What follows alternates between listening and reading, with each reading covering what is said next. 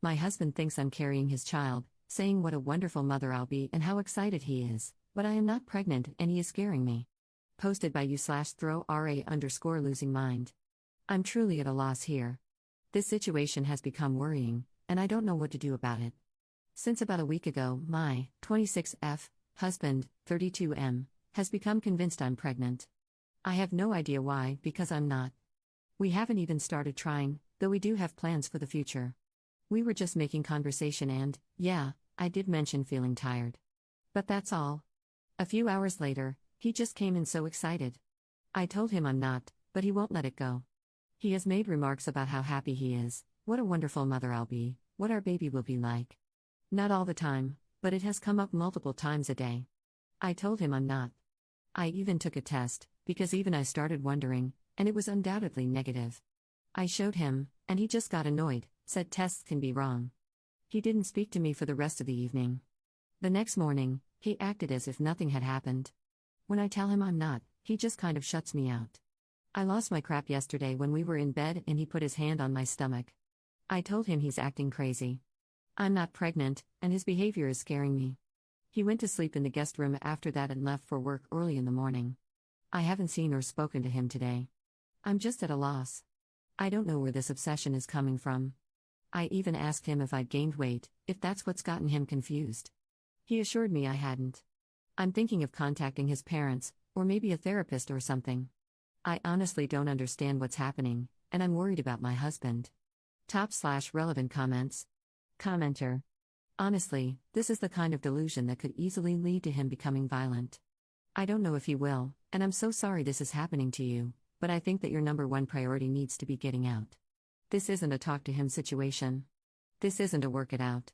This is quite literally a run for your life and get someone else to help him afterwards kind of situation. I do not think it is an overreaction to move out with zero prior warning and not tell him where you're going, then, after you're out, call his parents and tell them what's going on. I know you're probably thinking your husband wouldn't do anything like that, he's not violent, he wouldn't hurt you. There are two possibilities here: he is either experiencing psychosis/delusions or he isn't. If he is experiencing psychosis, then this is not your husband. This is some rogue part of his mind that is taking over.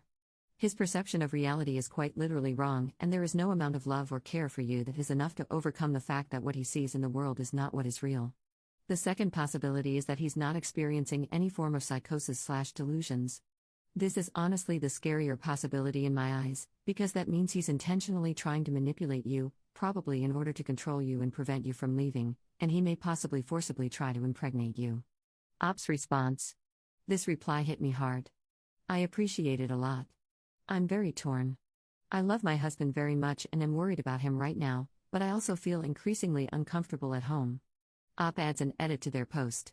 Thank you for all the replies, I didn't expect all this. It's been overwhelming, and I'm incredibly grateful. He's asleep next to me right now, and I keep going through all the comments. My husband is one of the kindest people I've ever met. I promise you all that he's not trying to manipulate me or would ever do anything to harm me. But that does make me believe something is really wrong. I'll contact his parents in the morning, once he's left for work. Maybe I'll go stay with my mom for a bit, though I hate the idea of leaving him like this. I also definitely will make an appointment with my doctor for a blood test. Thank you for all the advice. Update 4 days later. Hi everyone, I hope it's okay that I post this update. I really appreciate everyone asking if I'm safe, and I am. I wish I could give clear answers, but I can't. Things escalated when I tried to speak to him, keeping some of y'all's advice in mind. I sat him down and explained to him that I'd love to have kids with him in the future, but that I'm not pregnant right now, and that his insistence worries and scares me. I told him we could go to the doctor together if that would put his mind at ease, or I could take another test in front of him. I was just hoping to snap him out of it somehow. He got very agitated, said many hurtful things, and accused me of being a liar many times, that I'm trying to keep our baby away from him, and so on. Nothing made sense, and I wasn't feeling safe anymore. I knew my husband would never harm me in any way, but that wasn't my husband. Things got worse. He did hurt me, but nothing permanent or even emergency care worthy. I also know that if he were in his right mind, he never would have done anything like this. I called mine and his parents, and I'm now staying with my mom. He did seem to calm down a bit when his parents arrived. I haven't seen or spoken to him since then. His mother, she's an angel, is keeping me posted about everything. We all agree something is very off about him, and we don't know what it is. But he hasn't agreed to get himself checked out in any way. I don't know how they'll go about it, but they say, and I painfully have to agree, that it's best to keep my distance for a bit, as most of it is aimed at me. I'm safe, and so is he. I miss him so much and just want an answer as to why he's being like this. I keep trying to figure out if there were signs before, or what I did wrong. Thank you all for the replies, they were a great help. It's so kind of you to care enough to ask if I'm safe. Top/relevant comments. Op adds an edit to their post. He has apparently agreed to get himself checked out, but I haven't heard anything else. Op adds a second edit to their post. He's in the hospital. Many people were right about it being a medical issue. I'll get more into it at some point, maybe, but first I need to see what's going to happen with him. I've seen him a couple of times. Sometimes he's his normal self, sometimes he can't stand the sight of me. We're managing somehow.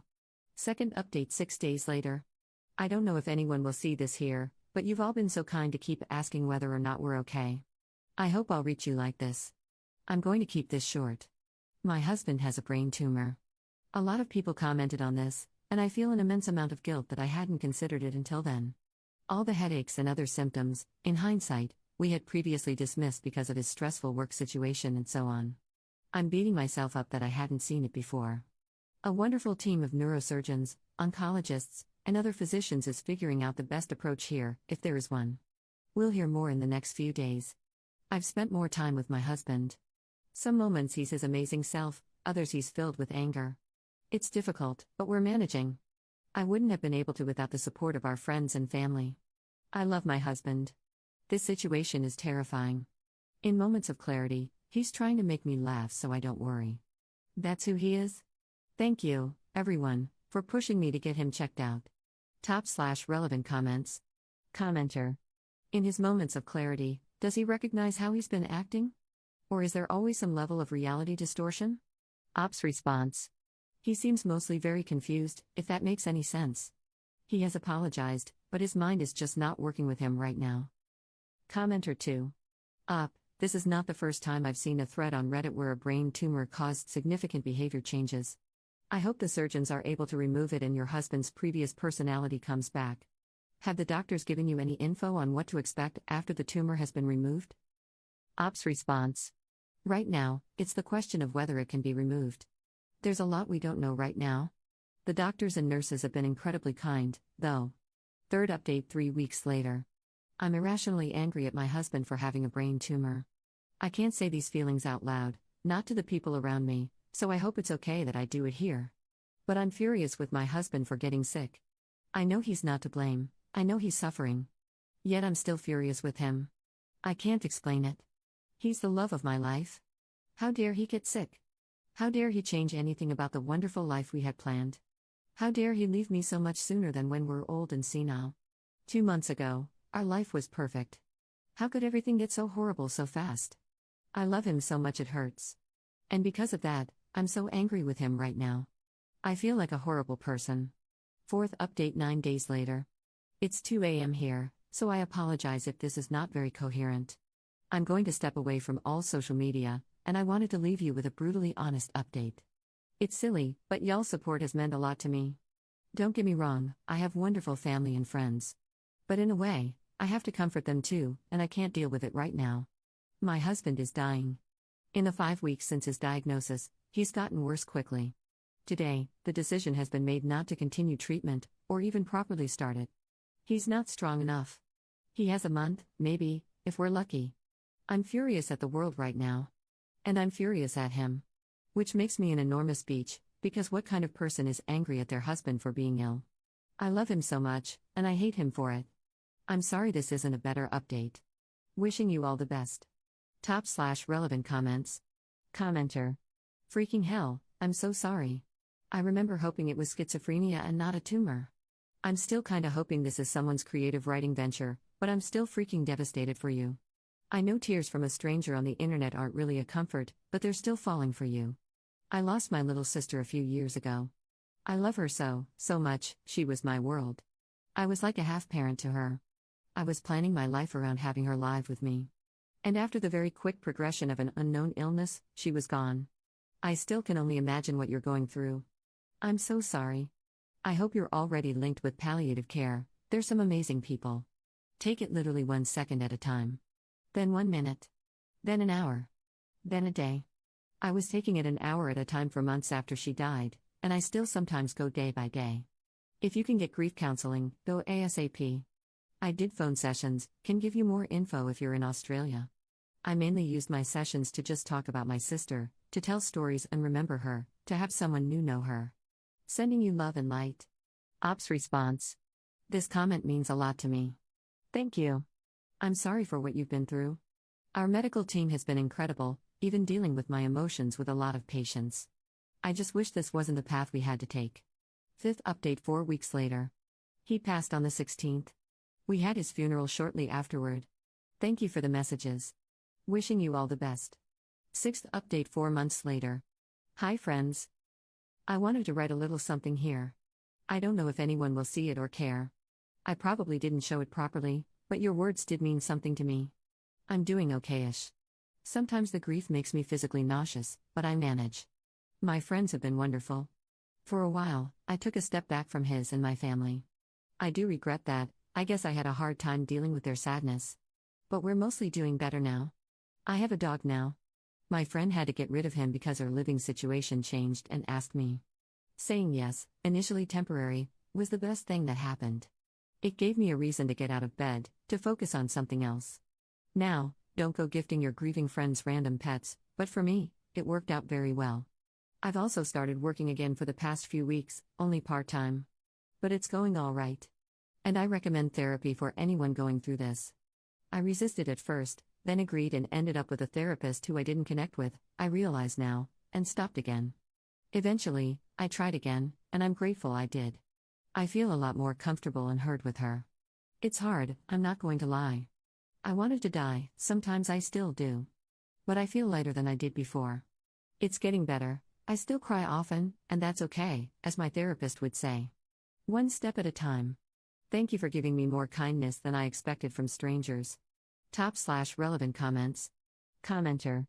Yes, we absolutely still care, and I'm so sorry for your loss. I'm so glad that you gave yourself a break for how you were grieving. As many people told you, anger is a normal part of grief and doesn't make you a monster, it just makes you human. I honestly don't know if it's harder to know that someone is going to pass away or if a spontaneous loss is worse. I wish more people understood that you have every right to fire your therapist and that it's okay to audition potentials. We're here for you, whether you want to talk about rainbows and unicorns, what you had for dinner, your grief, etc. Our support is unconditional. Sending you so many hugs.